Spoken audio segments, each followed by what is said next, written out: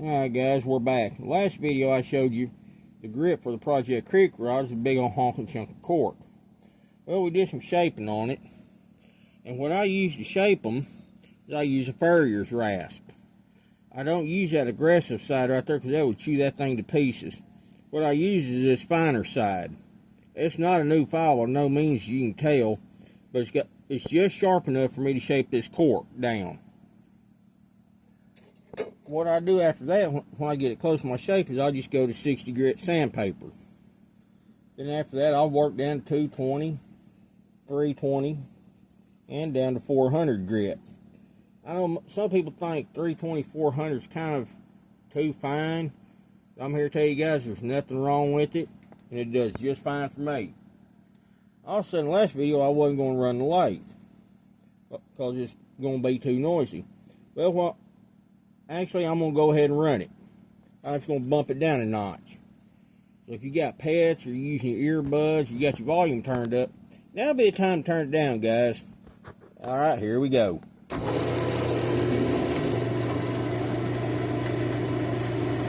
We're going to start with our 220 here. I don't know how well y'all can hear me.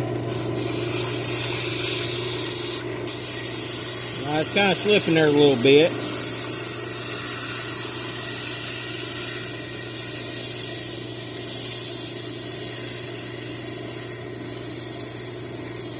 And we're just going to finish shaping it with this here 220.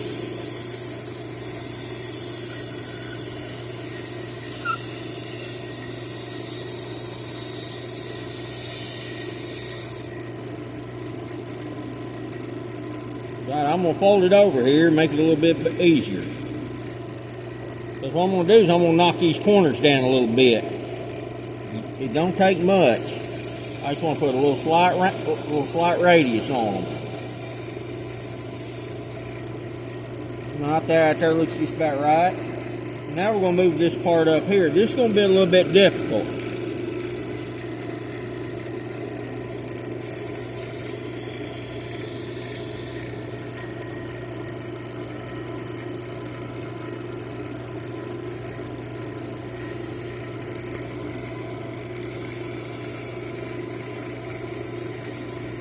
Alright, that's all we need right there for the 220.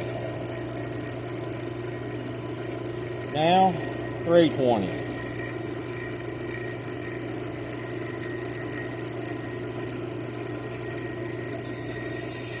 Just like last time. Honestly, whenever you're sanding cork, I highly recommend wearing a mask. So this stuff puts out all kinds of real fine dust, and that stuff get up there in your nose and, you know, kind of screw with your sinuses a little bit if you got sinus issues. I know I should be wearing a mask, but I'm not. Due to the fact that I sound real muffled when I'm wearing a mask and I'm trying to video. I should wear goggles too. I hear the dust is getting your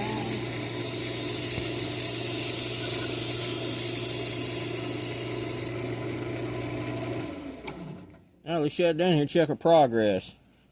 Man, that feels pretty good right there. Check that out, guys. And just think, that's cork matting from Hobby Lobby. Most people build rod grips, you know, buy cork rings from, you know, a manufacturer that sells that kind of stuff for rod building.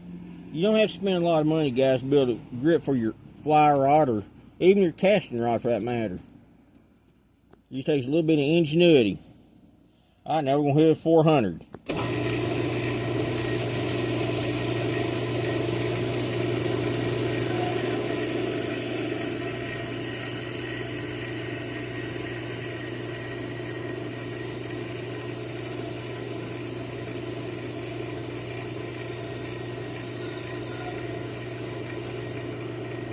Now I'm going to flip it over.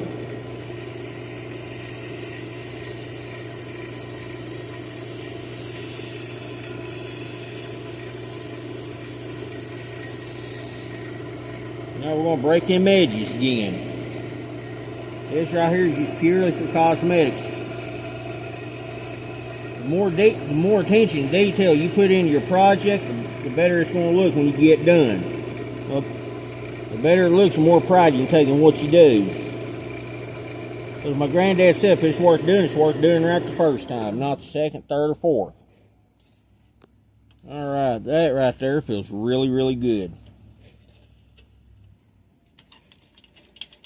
Let's pull this thing out here. See how it done. I gotta move that back a little bit more.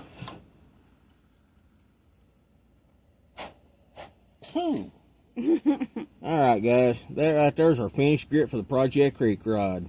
Hope y'all enjoyed it. Please guys, hit that like, comment, and subscribe button. We'll see you next time, and remember, keep it fishy.